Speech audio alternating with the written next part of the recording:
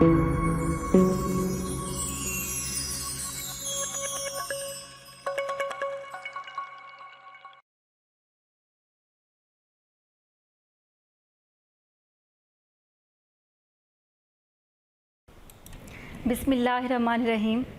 अज़ीज़ तलबा, अस्सलाम वालेकुम।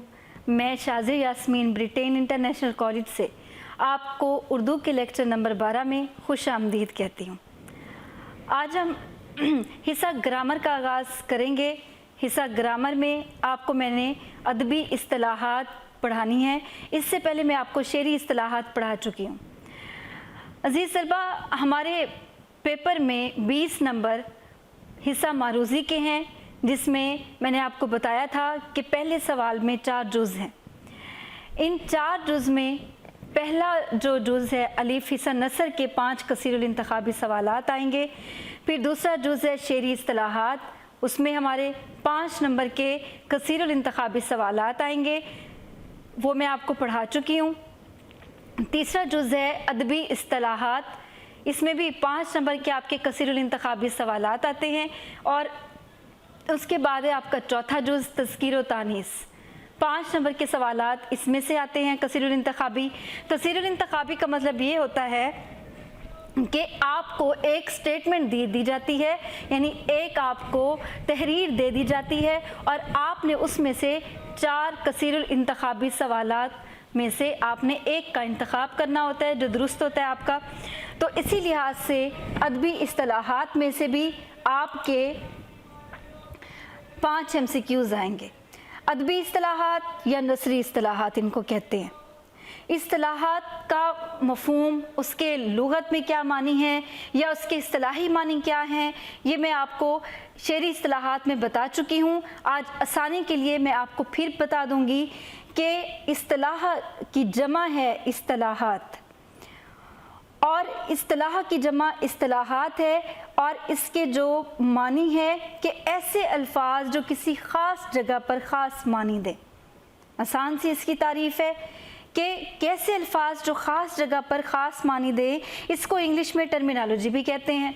मसलन आप देखें कि अदबी इस्तिलाहात का ज़िक्र इंग्लिश में भी होगा, लेकिन इंग्लिश की टर्म्स में होगा, जो वहाँ पे उनको नाम देंगे वो हम उर्दू में नहीं दे सकते। आप इसको एक और आसान सी मिसाल से समझ लें कि टर्म किसे कहते हैं। हर जगह पर हर लफ्ज़ का एक अपना मतलब होता है। मिसाल के तौर पर आपके एक किसी दायरे में आप पर्चा देते हैं, कॉलेज में, स्कूल में आपसे जो पर्चा लिया जाएगा उसका एक, उस लफ्ज़ का एक और मतलब है, वो इदारे में एक और मतलब होगा। इसी तरह से जब आप एक अदालत में या थाने में पर्चा का नाम लेते हैं तो वहाँ पे उसका मतलब और होता है, वो कानूनी ज़रिए से होता है। पर्चा रपट को कराते हैं, केस को कहते हैं, और वहाँ स्कूल और कॉलेज में पर्चा इम्तिहानी नुक्ता नज़र से देखेंगे। तो इसी तरह से हर लफ्ज़ की जो टर्म्स होती हैं वो हर ज़ुबान में, हर जगह पर, हर इलाके में मुख्तलिफ होती हैं। अदबी इस्तिलाहात में हमारे पास हैं तशबीह, इस्तारा, तलमीह। अदबी इस्तिलाहात की बुनियाद 2 चीज़ों पर है, एक इल्म बयान और एक इल्म बदी। इल्म बयान क्या है, सबसे पहले तो आप इसको समझिएगा, क्योंकि हमारे पास जो अदबी इस्तिलाहात हैं तशबीह, इस्तारा, तलमीह, तशबीह और इस्तारा इल्म बयान में से हैं और तलमीह जो है वो इल्म बदी में से है। इसलिए कि अदबी इस्तिलाहात की बुनियाद 2 चीज़ों पर है, इल्म बयान और इल्म बदी पर। इल्म बयान क्या है? ऐसा इल्म है जिसमें एक ही बात को या मजमून को कई तरीक़ों से बयान किया जा सकता है, यानी सारी लफ्ज़ों की बहस है। अब इसका मकसद क्या होता है? कलाम में रानाई, दिलकशी, जोश और तासीर पैदा होती है।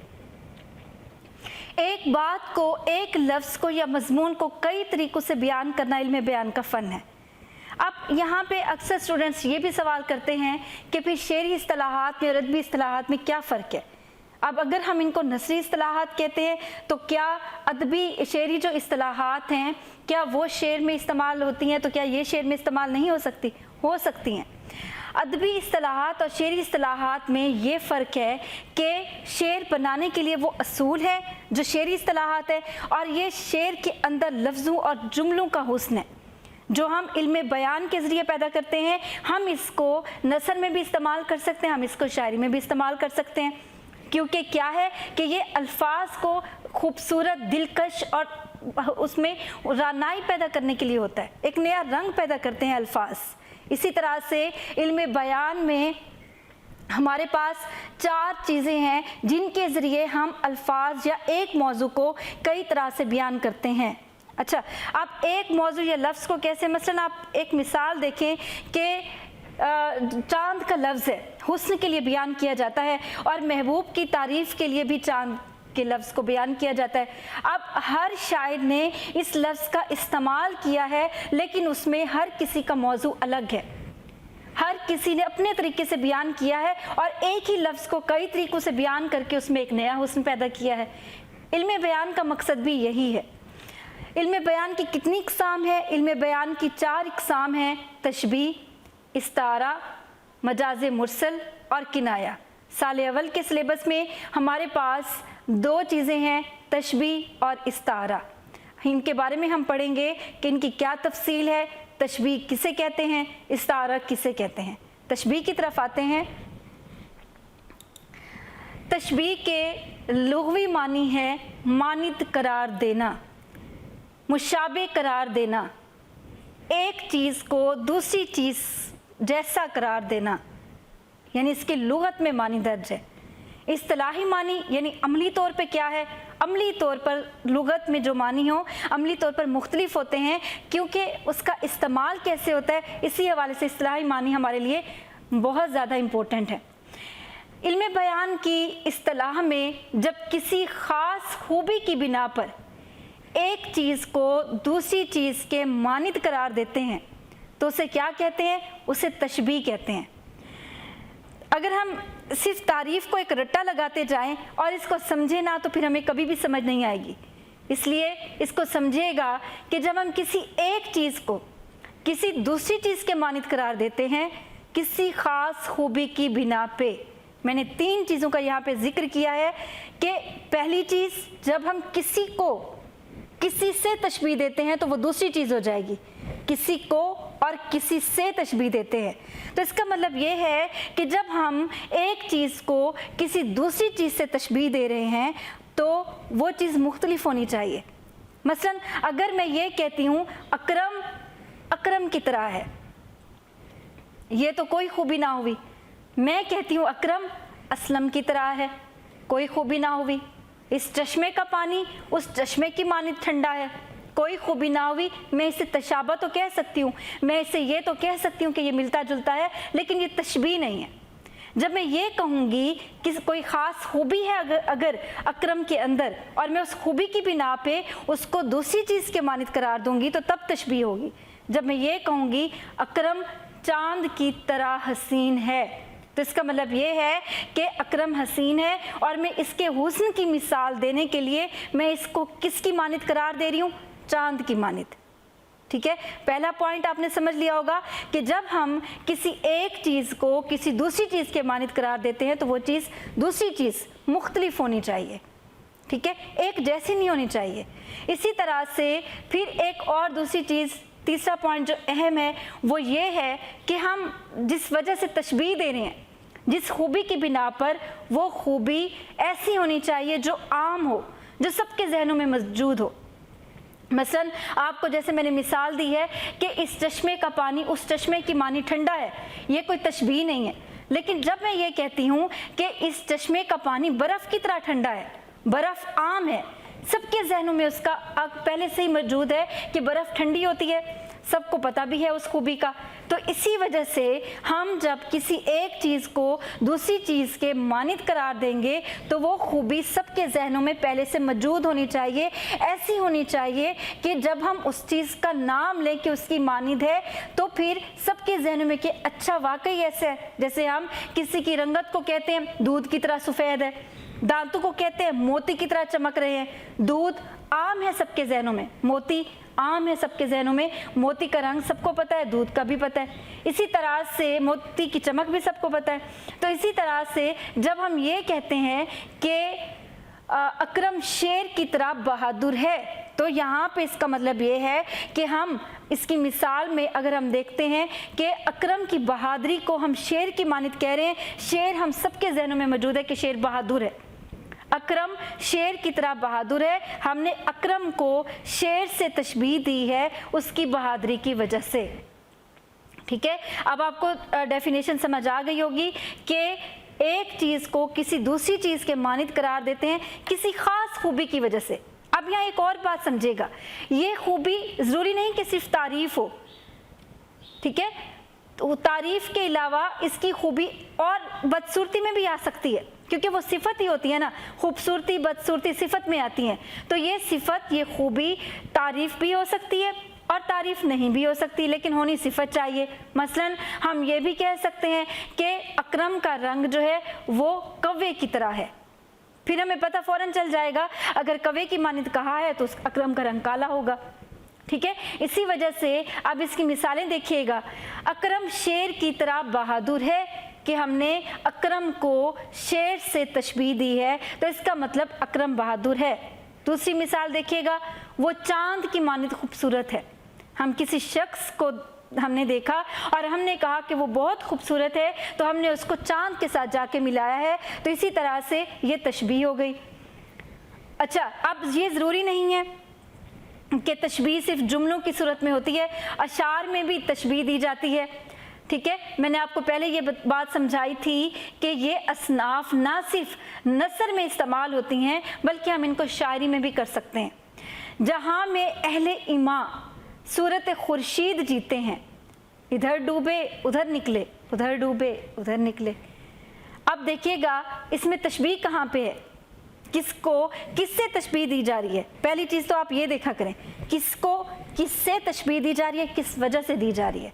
ये तीन चीज़ें सबसे अहम है, आपको पूरी तशबीह समझ आएगी कि किसको कि एक चीज़ है उसको दूसरी चीज़ से तशबीह दी जा रही है, उसकी वजह क्या है। ठीक है ना, अब देखिएगा जहाँ में अहले इमा सूरत खुर्शीद जीते हैं, अब यहाँ में वाज़ेह हो रहा है कि अहले ईमान को जो है वो तशबीह दी जा रही है कि ईमान वाले किसकी सूरत जीते हैं, अहले सूरत खुर्शीद सूरज की मानिद होते हैं कि जैसे सूरज सबको जो है वो रोशनी देता है, इसी तरह से अहले ईमान से भी सब रोशनी लेते हैं। तो यहाँ पे अहले ईमान को खुर्शीद से तशबीह दी जा रही है, उनकी चमक से, उनकी जो है वो फैज़ याबी की वजह से, उनकी तालीमात की वजह से। तो इसी वजह से जिस तरह से सूरज बेदरेग अपनी रोशनी हर कोने में दुनिया के पहुँचाता है, इसी तरह से अहले ईमान अपना ईमान अपनी नेकी तमाम लोगों में तकसीम करते हैं। तो दूसरी मिसाल में अहले ईमान को किससे तशबीह दी गई है, खुर्शीद से दी गई है। अच्छा जी, अब उम्मीद है आपको यहाँ तक समझ आ गई होगी कि तशबीह क्या होती है, इसकी क्या तारीफ़ है, उसकी मिसालों से भी आप समझ गए होंगे। अब देखिएगा कि जो जो जुमला मैंने बोला है, अब उसको हम तकसीम करते हैं कि तशबीह के अरकान कितने हैं, उस जुमले की बुनियाद जो है वो किन किन चीज़ों पे बनी है, किन रुकन से बनी है। जब हम ये रुकन पढ़ेंगे तो हमें तशबीह और ज़्यादा वाज़ेह तौर पर समझ आ जाएगी। अरकान तशबीह कितने होते हैं, अरकान तशबीह 5 होते हैं। कौन कौन से, पहला मुशब्बा, पहले को क्या कहते हैं, मुशब्बा। मुशब्बा क्या है, जिस चीज़ को तशबीह दी जाए।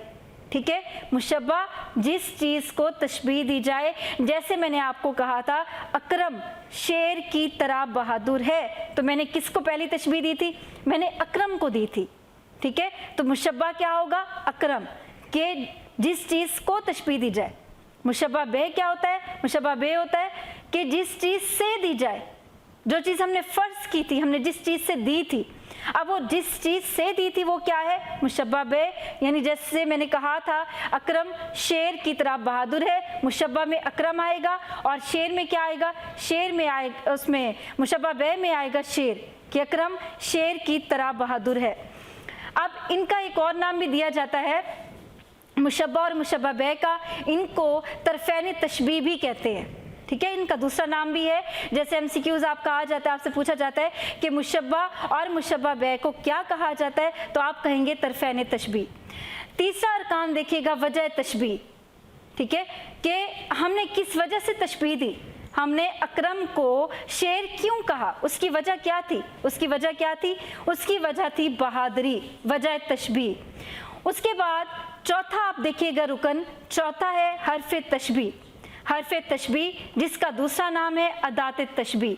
अब जो तीन चीज़ें सबसे अहम थी इस तशबीह में कि किसको तशबीह दी जा रही है, मुशब्बा, किस से दी जा रही है, मुशब्बा बे, वजह क्या थी, वो क्या थी कि वजह तशबीह कि किस वजह से दी गई थी।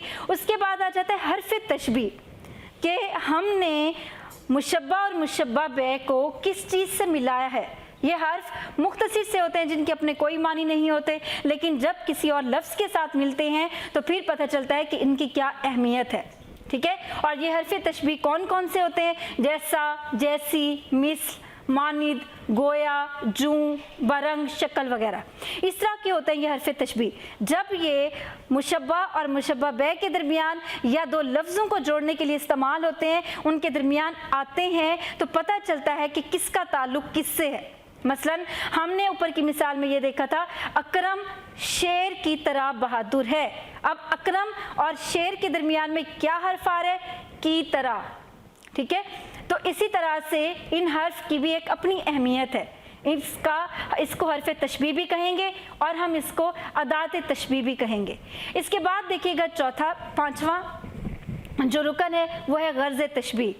अजीज़ तलबा, जो पहले चार मैंने आपको बताए हैं रुकन, ये चार रुकन तशबीह की मिसाल के अंदर मौजूद होते हैं। मसलन मुशब्बा भी होता है, मुशब्बा बे भी होता है, वजह तशबीह भी होती है और हर्फ तशबीह भी होते हैं। इसी के साथ जो गर्ज़ तशबीह होती है वो तशबीह के अंदर मौजूद नहीं है, वो तशबीह आपके अपने जहन में होती है कि आपने जिस मकसद के लिए तशबीह दी थी क्या वो मकसद आपका पूरा हो गया। जो गर्ज़ थी आपकी, अगर आपकी गर्ज़ ये थी कि आप अकरम की बहादुरी को बयान करना चाहते थे तो क्या आपकी पूरी हुई। आप उसी बात को तफसील से गर्ज़ तशबीह में लिखेंगे कि आपका क्या मकसद था, अकरम की बहादुरी को बयान करना, आपकी गर्ज़ थी तो आपने वो बयान कर दी। इसी तरह से आपकी गर्ज़, आप उसकी बहादुरी को बयान करना चाहते थे ना, इसकी एक और पहचान भी है, आपने बढ़ा चढ़ाकर उसकी बहादुरी को बयान किया। बढ़ा चढ़ाकर आपने उसकी बहादुरी को कैसे बयान किया कि आपने उसको शेर की तरह, उस मुबालगा आराई की है कि उसकी बहादुरी जो है वो शेर की तरह है।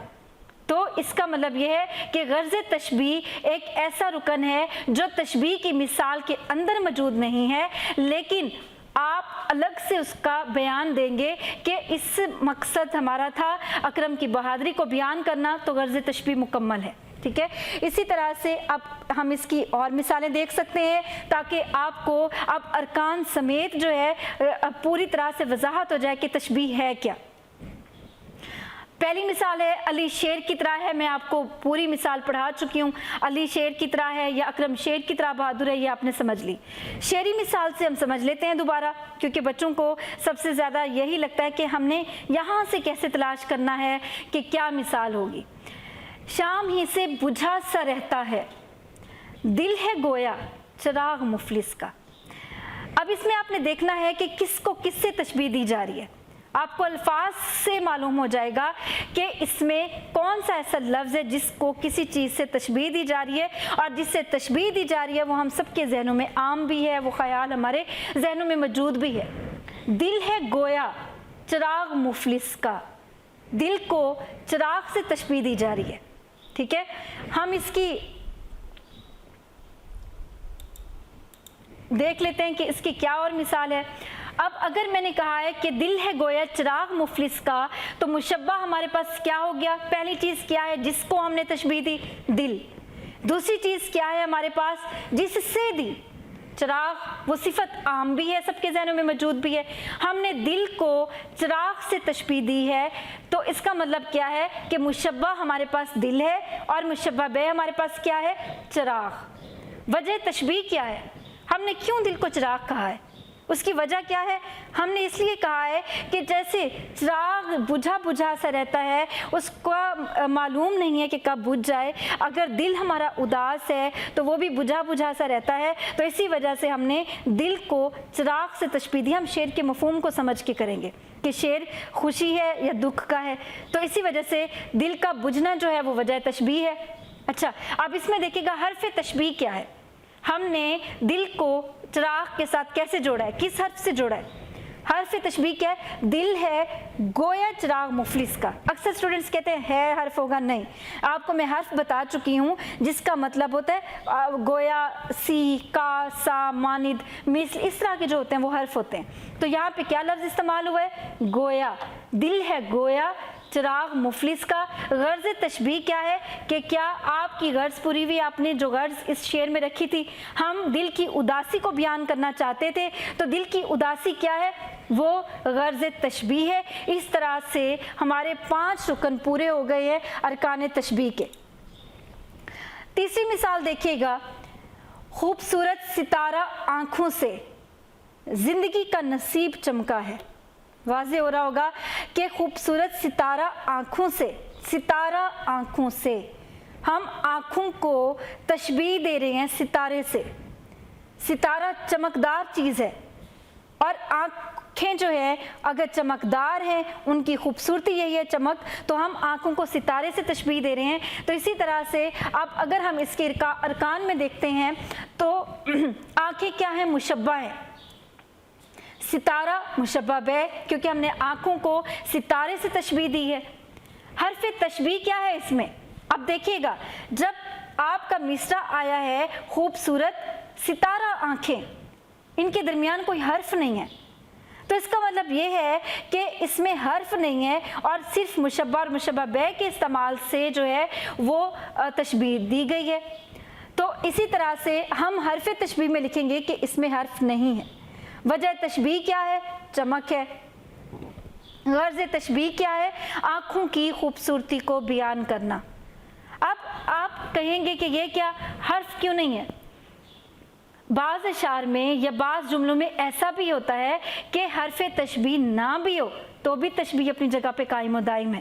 اس مثال کا دینے کا مقصد آپ کو یہی تھا کہ آپ یہ جان سکیں کہ حرف تشبیہ کوئی اہم رکن نہیں ہے کہ اس کے نہ ہونے کے باوجود بھی تشبیہ پھر بھی ہو سکتی ہے۔ یہ مثال میں نے آپ کو اسی وجہ سے دی ہے۔ 5 رکن ہے، اگر یہ رکن نہیں ہوگا تو پھر 4 رکن ہو جائیں گے تشبیہ کے۔